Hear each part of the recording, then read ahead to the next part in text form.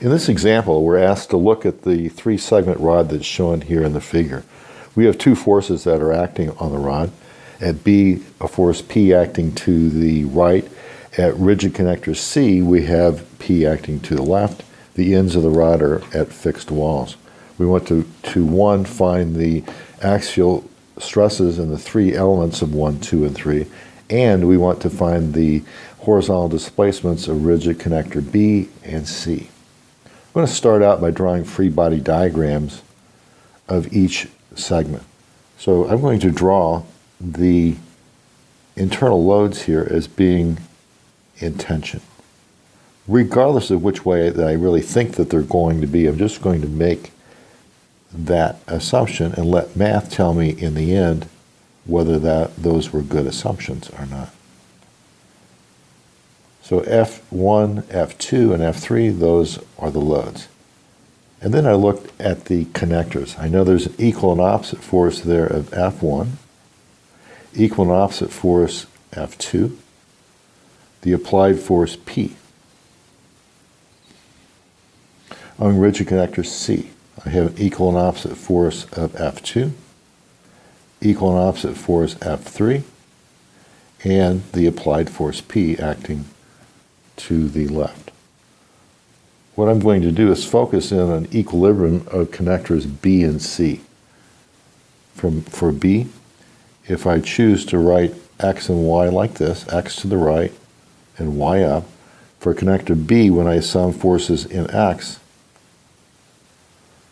I get minus F1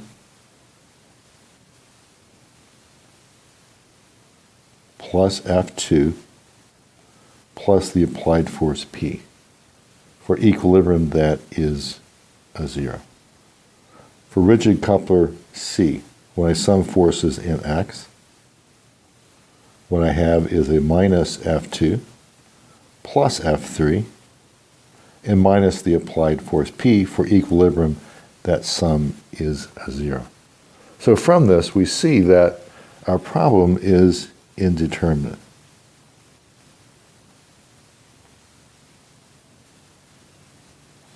And the reason for this is we have two equations and we have three unknowns.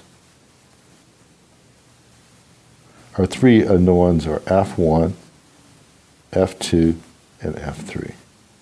So we're going to have to take that into account when we put together a plan for our solution. So these first two equations are coming from equilibrium. The next set of equations that I'm going to write down represent the elongation of members 1, 2, and 3. My elongation equations for segment 1 is going to be E1 is equal to F1 L1 over E1 A1. That is our standard equation. The length of element 1 is 2L.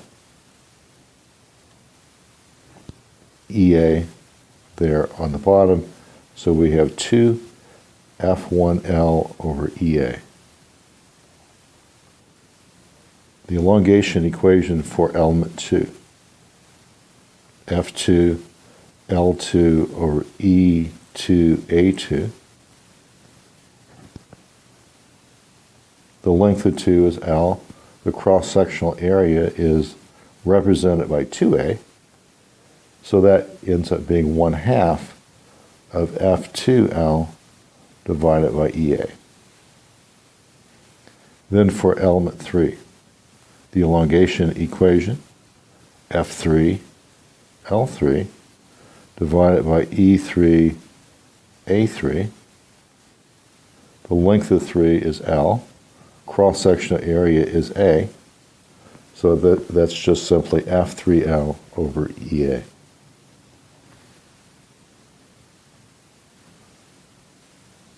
These are elongation equations. Now let's talk about our displacement equations. Let's talk about the displacements of our connectors B and C. The displacement at B is equal to the displacement the left-hand side, A, plus the elongation there in element 1. Well, since A is at the wall, we simply have E1. The displacement at C, that's the displacement at B, added onto that the elongation for element 2, so that becomes E1 plus E2. For the ND, it's going to be the displacement at C plus the elongation there for 3, so it's E1 plus E2 plus E3. However, we know that UD is a 0 because D is attached to a rigid wall. If I take my elongation equations and put into this equation, which is my compatibility equation, compatibility between the elongations, I get 2F1L over EA. I add on E2.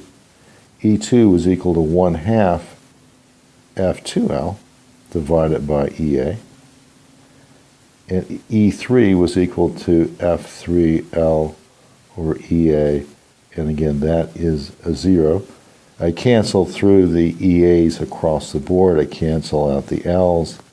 And what I have here is 2F1 plus 1/2 F2 plus F3.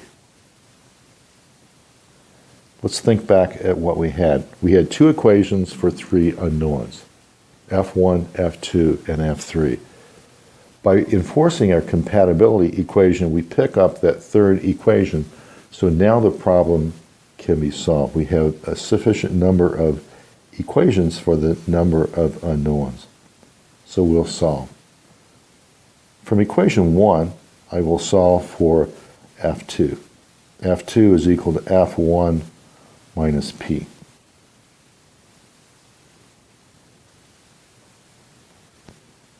The second equilibrium equation, F3 is equal to F2 plus P.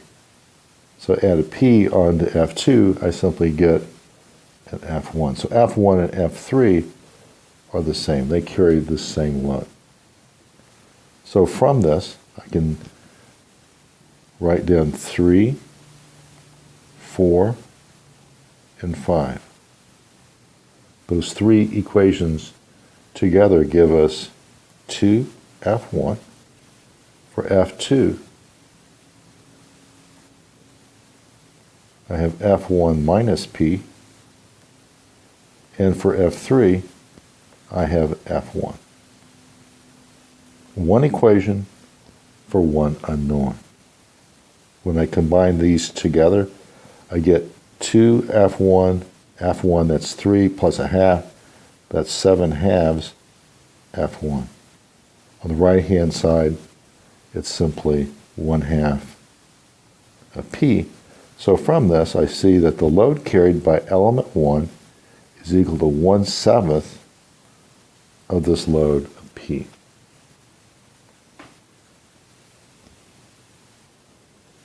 F2. That's F1 minus P.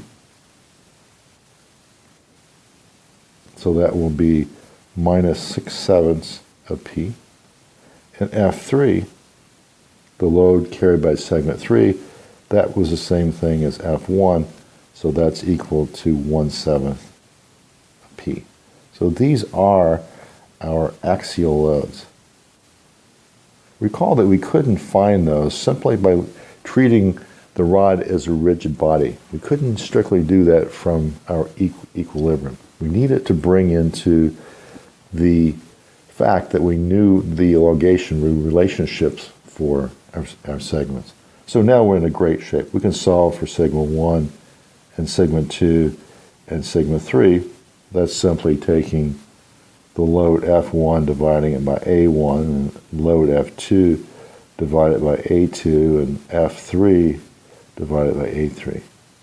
And simply by looking at the signs, SIGN signs of F2, we see that this is going to be a compressive stress. Hopefully that makes sense when you look at the picture. Segment 2 is being pushed in from both sides, whereas F1 and F3 are both plus, so these are tensile. Again, it makes sense when you look at the figure.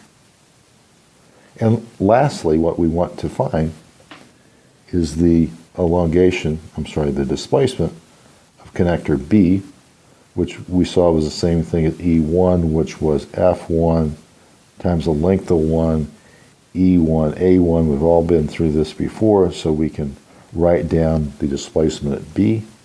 The displacement of the coupler C is E1 plus E2, so that's equal to F1 L1 E1 over A1 plus F2 L2 E2 A2, and we have everything we need to solve for that. So again, the problem is indeterminate in the static equilibrium case, treating it as a rigid body. So we write down whatever we can for our equilibrium equations. We need to go then to our elongation equations, put in our compatibility, which basically says that it's connected to a rigid wall on the left side and rigid wall on the right. And that gave us our third equation, solving three equations for three unknowns, the unknowns being the axial forces carried by members 1, 2, and 3.